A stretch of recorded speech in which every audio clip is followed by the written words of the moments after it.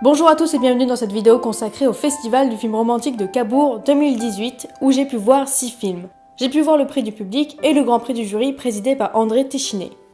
Sans plus attendre, je vais vous donner mon avis, qui est ce qu'il est, sur ces 6 films dans l'ordre où je les ai vus. Désobéissance est un film américain réalisé par le Chilien Sébastien Lillo, qui avait sorti l'année dernière Une femme fantastique, que j'avais vu et adoré également à Cabourg, où il a reçu le prix du jury et quelques mois plus tard l'Oscar de meilleur film étranger. Pas mal. J'avais du coup pas mal d'attentes sur son nouveau film, et si vous avez aimé Une femme fantastique, je vous conseille Désobéissance. Ce film nous raconte l'histoire de Ronit Krushka, interprétée par Rachel Weisz, qui vit à New York et qui apprend que son père, un célèbre rabbin londonien, est mort. Elle décide d'aller aux obsèques, mais rencontre pas mal d'hostilité de la part de la communauté juive orthodoxe où elle a grandi. Elle peut néanmoins compter sur ses amis d'enfance, David et Esty Cooperman, interprétés par Alexandro Nivolas et Rachel McAdams. Je ne vais pas en dire plus, car comme pour Une femme fantastique, il y a des révélations importantes dans l'intrigue qui changent complètement le propos du film. Ça peut désorienter, mais la direction d'acteur, la mise en scène et l'ambiance du film assez austère avec ce mode de vie qui peut paraître isolant sont de qualité et ne nous perdent pas, bien au contraire. Ce film nous amène des émotions fortes tant on s'identifie aux personnages et nous offre à réfléchir en abordant des thèmes intéressants et ouverts comme la religion, le rejet, le choix, l'amour, etc. Ce n'est pas une comédie par contre, c'est une sorte de drame psychologique, donc il faut y aller la tête froide. Désobéissance est sorti le 13 juin et je vous encourage à le découvrir au cinéma. Avec la présence de l'équipe à la fin de la projection, j'ai pu voir Guy de Alex Lust. Ce film avait été présenté à Cannes pour clôturer la semaine de la critique. Guy nous raconte l'histoire d'un jeune journaliste, Gauthier, qui apprend après la mort de sa mère qu'il est le fils du Guy Jammet, un vieux chanteur de variété très connu dans les années 60-70, qui ressort un album de reprise. Il décide alors de lui consacrer un documentaire en filmant son quotidien et ses concerts. C'est une sorte de film un peu ovni dans sa façon d'être, car le personnage principal est joué par Alex Lust. Il n'y a qu'une seule caméra, ou du moins on n'a que le point de vue de Gauthier, qui est presque jamais stable, et le film alterne avec des séquences musicales que Alex Lust interprète lui-même et qui sont très entraînantes. Le film est une comédie, car le personnage de Guy est un vieil homme râleur, égocentrique, macho, vulgaire par moments, mais surtout libre dans sa façon d'être. Il est une caricature de lui-même et de l'idée qu'on peut se faire d'une vieille star capricieuse. Mais en même temps, le film parle beaucoup de la vieillesse et de la relation père-fils. Si vous êtes nostalgique des années 60 avec l'étude de Claude François, vous allez adorer. Guy sort le 29 août normalement et je vous recommande d'aller le voir également. Ensuite, j'ai été au Cinéplage voir La Douleur, film pour lequel Mélanie Thierry reçut le Swan d'Or de la meilleure actrice 2018. Réalisé par Emmanuel Finkiel et déjà sorti depuis le 24 janvier, ce film est une adaptation d'un des romans de Marguerite Duras. La Douleur, inspirée par son expérience de vie durant la Seconde Guerre mondiale où elle attendait le retour de son mari, prisonnier dans les camps de concentration. Une pendant la guerre, où Marguerite joue les agents doubles avec un membre de la Gestapo, interprété par un Benoît Magimel incroyable, et une après la guerre, on est vraiment dans une attente longue.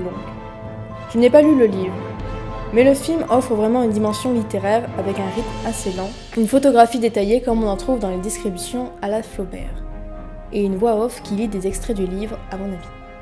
Le prix pour Mélanie Thierry est mérité, mais je pense qu'avec les conditions de visionnage, le cinéplage et l'heure tardive, je n'ai pas pu profiter pleinement de l'expérience. Le film est assez lent pour rendre l'attente insoutenable, et pour mon cas, j'ai eu du mal à me concentrer. Mais si vous êtes curieux, que vous aimez Marguerite Duras ou les films à propos de l'occupation, je vous conseille de découvrir La Douleur, même s'il n'y a plus de séance maintenant. En quatrième film, j'ai pu voir Raoul Taburin, réalisé par Pierre Godot, qui avait fait Éperdument en 2016. Et c'est probablement mon coup de cœur du festival. Ce film est une adaptation du livre éponyme de Jean-Pierre Sampé, que je n'ai pas lu évidemment, et qui raconte l'histoire d'un homme qui ne sait pas faire de vélo. A priori, on peut se demander comment ce pitch peut tenir en un long métrage, mais avec l'écriture de Sampé, son imagination, la mise en scène de Godot et le talent du casting, mené par Benoît Poulvorde et soutenu par Édouard Baer et Suzanne Clément, apporte beaucoup. Ce film est une comédie légère, poétique, qui rappelle les couleurs de l'enfance, qui ensoleillera votre journée, vous fera sourire, et même si je n'ai pas lu le livre, je pense qu'il s'agit d'une très bonne adaptation de Sampé.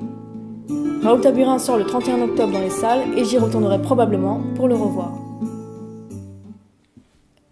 Nous voici enfin au film qui a reçu le prix du public. Monsieur de Rowena Gera, un film franco-italien qui fut présenté à la Semaine de la critique à Cannes. Pour le coup, il s'agit vraiment d'un film romantique puisqu'il met en image une histoire d'amour moderne et impossible entre une domestique et le fils d'une riche famille à Mumbai. Comme vous le savez probablement, l'honneur et les différences sociales ont beaucoup plus de valeur chez les Indiens que chez nous. Et ça les empêche vraiment d'être libres de leur choix.